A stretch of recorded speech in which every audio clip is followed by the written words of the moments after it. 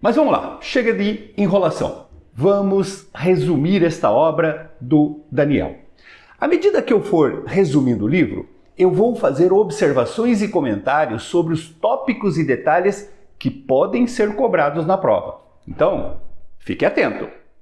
O título O Caraíba faz referência a uma figura mística, um sábio indígena que viaja pela floresta visitando diferentes tribos e compartilhando profecias. A trama do livro se desenrola em torno de uma profecia enigmática feita por um caraíba.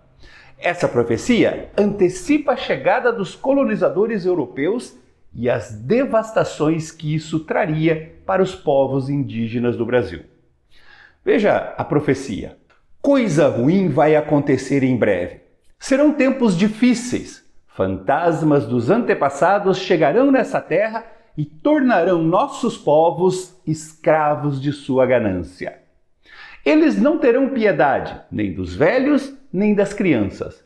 Simplesmente se sentirão donos desse lugar e da sua gente.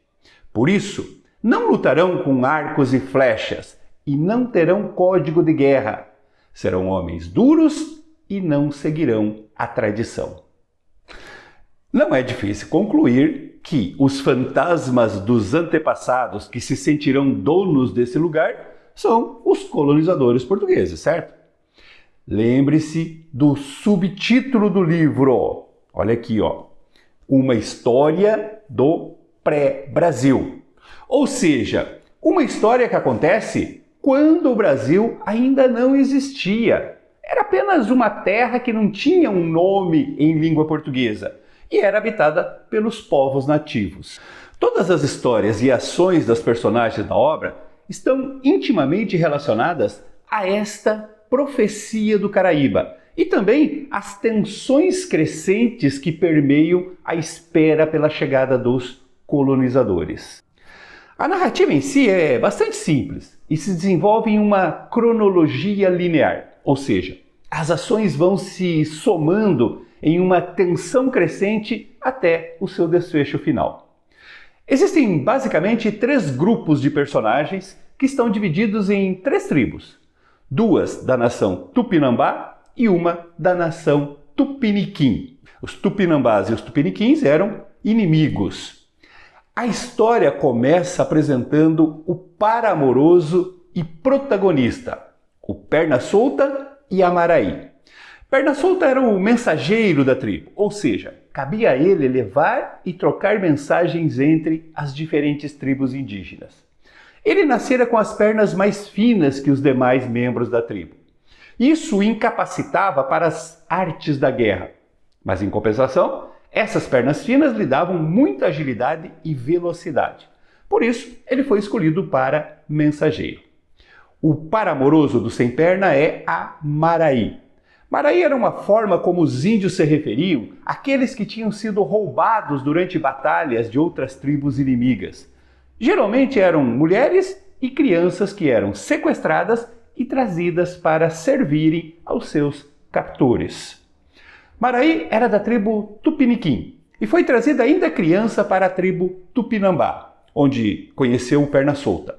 Eles estão apaixonados e prometidos em casamento. No começo da história, toda a tribo está assustada e angustiada com a profecia do Caraíba. Caiubi, o chefe da tribo, envia o Perna Solta até uma outra tribo Tupinambá, em outra região da floresta, propondo um encontro para discutirem o que fazer em relação a essa profecia. Esta outra tribo tem como cacique o experiente guerreiro Anhangá. O velho Caraíba já havia passado também na tribo de Anhangá e feito a sua profecia terrível. Para piorar as coisas, a região da tribo do Anhangá estava passando por uma seca terrível e o Anhangá estava angustiado, sem saber como fazer para ajudar o seu povo. Depois de um sonho onde ele via homens peludos como macacos, vestindo roupas estranhas e com armas de raio destruindo o seu povo, o Anhangá tomou a decisão de fugir para outra região. Houve protesto entre os guerreiros que viam naquela ação uma atitude de covardia. Mesmo assim, todos obedeceram e seguiram Anhangá. No caminho, alguns dos membros mais fracos da tribo, principalmente crianças e velhos, acabaram morrendo e foram abandonados na floresta sem sepultura. No seu trajeto para a tribo de Anhangá, o Perna Solta vai encontrar esses mortos insepultos e ficará muito assustado. Quando ele chega no seu destino, a aldeia está vazia. E ele decide então retornar para comunicar isso ao chefe Caiubi. Nesse meio tempo são apresentados as personagens da terceira tribo, a tribo Tupiniquim. Estas personagens são o cacique Tupiniquim, que não é nomeado, e a sua filha, a Potira. Potira é a mulher guerreira. Ela não aceita assumir o papel que cabe às mulheres na tribo. Desde menina, ela treina as artes da guerra e é a melhor arqueira da tribo. O cacique Tupiniquim nunca proibiu a filha de treinar com os guerreiros porque achava que se tratava de um capricho de Potira. Acreditava que, com o tempo, ela mudaria de ideia e aceitaria o seu papel de mulher, casando e cuidando dos filhos. No entanto, consultando a Yara, a mãe d'água, o cacique Tupiniquim ficou sabendo que a Potira precisaria ir à guerra. Lá, ela se apaixonaria por um guerreiro da nação inimiga, a nação Tupinambá, e dessa paixão nasceria um herói guerreiro que iria unir as tribos indígenas para lutar contra o invasor da profecia do Caraíba. Veja como o cacique comunica estas palavras da Yara para a sua filha. Existe uma profecia entre a nossa gente de que haverá um menino capaz de reunir todos os nossos povos num só contra o demônio que virá de longe. Esse menino será grande em coragem e nascerá como fruto do casamento de dois povos inimigos. Acreditando na Yara, o cacique Tupiniquim reúne um grupo de guerreiros e, junto com a filha Potira, eles partem para enfrentar os guerreiros tupinambás. Acontece que o Caraíba também dissera a mesma coisa a Anhangá.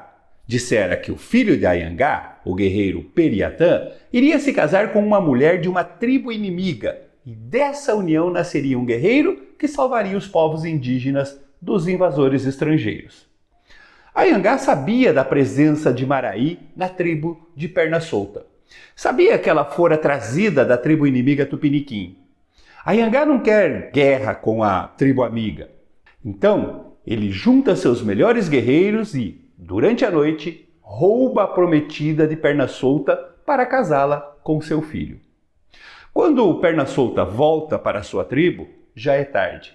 A sua amada fora sequestrada. Junto com o chefe Caiubi e alguns guerreiros, o Perna Solta vai atrás de Anhangá para salvar a sua amada. O desfecho é previsível. Os três grupos de guerreiros se encontram em uma clareira, todos dispostos a lutar até a morte. Antes da luta começar, no entanto, Anhangá justifica sua ação explicando que precisava de Maraí para casar com seu filho e fazer nascer um guerreiro para salvar a todos. O cacique Tupiniquim, por sua vez, anuncia que buscava a guerra pelo mesmo motivo, que a sua filha guerreira estava destinada a casar com um guerreiro inimigo e dar à luz um menino que salvaria a todos os povos indígenas. Diante dessa situação enigmática, o Perna Solta sugere que os três grupos adiem a guerra. Os grupos concordam em adiar esse confronto, para tentar entender primeiro o que estava acontecendo. Neste momento, o velho Caraíba sai da floresta e esclarece a todos que a guerreira da tribo inimiga, destinada a se unir a Periantã, não era Maraí, e sim Potira. Potira e Periantã já tinham cruzado olhares e se interessado um pelo outro. Diante das palavras do Caraíba, os três grupos selam a paz e marcam a data do casamento de Potira com Periantã. E o Perna Solta aproveita a ocasião e também marca o seu casamento com a Maraí. Vejam como a narrativa se encerra. Perna Solta e Maraí tiveram 2 casais de filhos. O mais novo dos meninos foi escolhido pelo sábio para se tornar Caraíba. Potira deu à luz 6 meninos e 2 meninas. A todos ensinou a arte da guerra. Mas foi ao primeiro de todos que a sua atenção se voltou. Era ele o escolhido. Seu nome? Cunhambebe.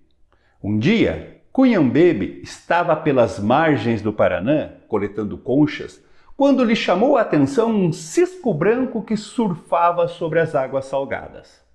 O jovem se assustou com aquela visão e saiu correndo.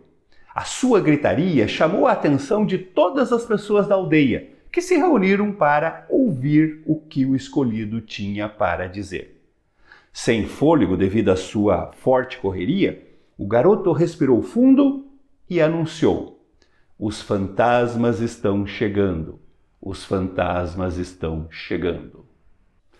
Observem que esta frase final, "os fantasmas estão chegando", é carregada de simbologia. Tanto é uma referência à cor da pele dos invasores estrangeiros, quanto uma associação a algo fúnebre e assustador.